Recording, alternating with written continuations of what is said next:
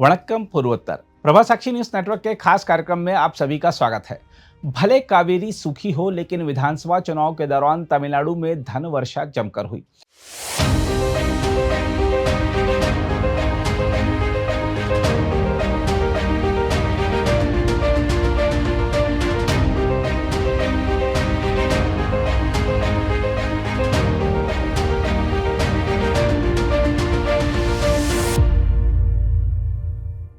आज मतदान से पहले तक राज्य भर से जिस तरह नकद और अन्य प्रलोभनों के वितरण की खबरें सामने आईं, उसने लोकतांत्रिक प्रक्रिया की निष्पक्षता पर गंभीर सवाल खड़े कर दिए हैं।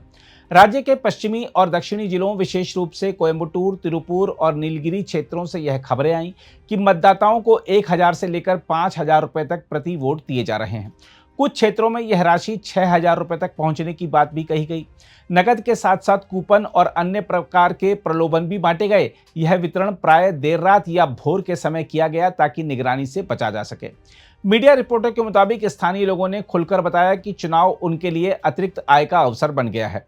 एक व्यक्ति ने बताया कि उसके परिवार के 5 सदस्यों को एक दल द्वारा प्रति वोट 1500 रुपए दिए गए, जिससे कुल 7500 रुपए मिले। कई लोग तो अपने कार्यस्थल से अपने गांव केवल इस उद्देश्य से लौटे कि उन्हें यह राशि मिल सके।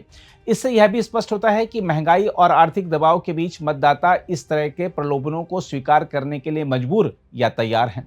हालांकि प्रशासन ने बड़े पैमाने पर जांच अभियान चलाया और नकद, सोना, शराब तथा नशीले पदार्थों सहित कुल 1262 करोड़ रुपए से अधिक की जब्ती की।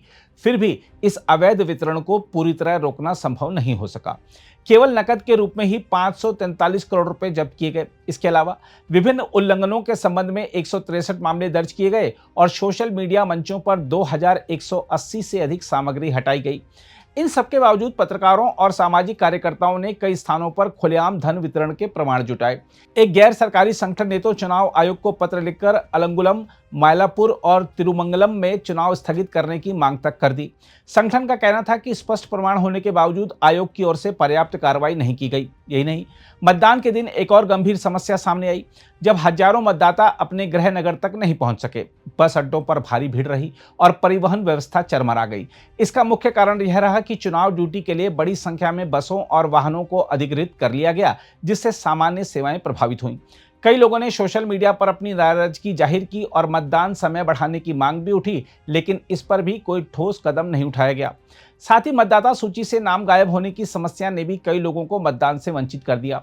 कई मतदाताओं ने समय पर आवेदन करने और सत्यापन होने के बावजूद मतदान केंद्र पर पहुंचने पर अपना नाम सूची में नहीं पाया। कुछ मामलों में परिवार के एक सदस्य का नाम सूची में था, जबकि दूसरे का नहीं। कुल मिलाकर तमिलनाडु का यह चुनाव कई विरोधाभासों से भरा नजर आता है। एक और निष्पक्ष चुनाव सुनिश्चित करने के लिए व्यापक तैयारियां और सख्ती दिखाई गई, तो दूसरी ओर नकद वितरण, परिवहन अव्यवस्था और मतदाता सूची की खामियों ने पूरी प्रक्रिया की पारदर्शिता पर सवाल खड़े कर दिए। अब यह देखना महत्वपूर्ण होगा कि इन मुद्दों पर आगे क्या कदम उठाए जाते हैं और क्या भविष्य में ऐसी स्थितियों से बचा जा सकेगा। अगर आप भी लेना चाहते हैं देश दुनिया की तमाम जानकारी, तो आज ही सब्सक्राइब करें हमारे चैनल को। साथ ही नीचे दिए बेल आइकन को जरूर दबाएं ताकि हर अपडेट आप तक पहुंच सके।